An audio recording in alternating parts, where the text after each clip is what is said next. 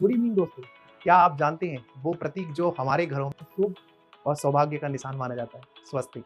वो दुनिया के सबसे पुराने प्रतीकों में से एक है। हाँ, इसकी उम्र लगभग 10,000 साल मानी जाती है, यानी सिंधु घाटी सभ्यता से भी पुराना।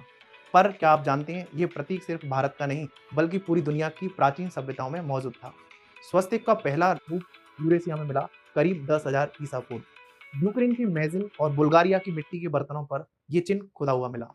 माना जाता है कि यह सूर्य की गति या ऊर्जा के चक्र का प्रतीक था, यानी जीवन का पहिए घूमता रहना।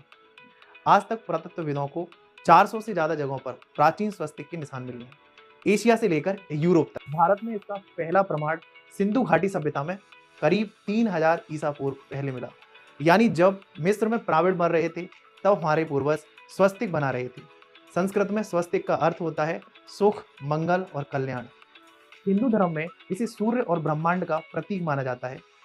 किसी भी शुभ कार्य की शुरुआत स्वस्तिक बनाकर ही की जाती है। बौद्ध धर्म और जैन धर्म में भी यह शांति, सौभाग्य और मोक्ष का प्रतीक है।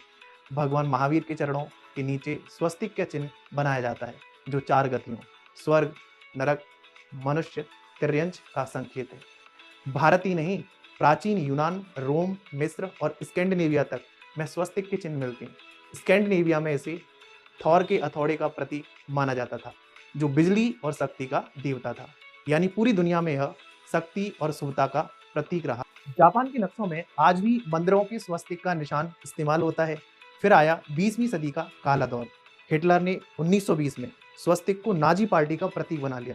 उसने दावा किया यह आर्य नस्ल का चिन्ह है, लेकिन नाजी अत्याचार और द्वितीय विश्व युद्ध के कारण दुनिया ने इस पवित्र प्रतीक को घृणा के निशान के रूप में देखना शुरू कर दिया।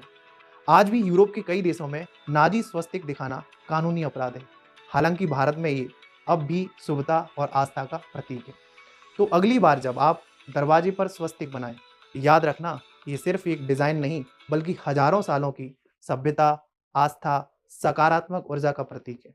एक ऐसा चिन्ह जो समय और धन दोनों की सीमाओं से परे सौभाग्य की भाषा बोलता है।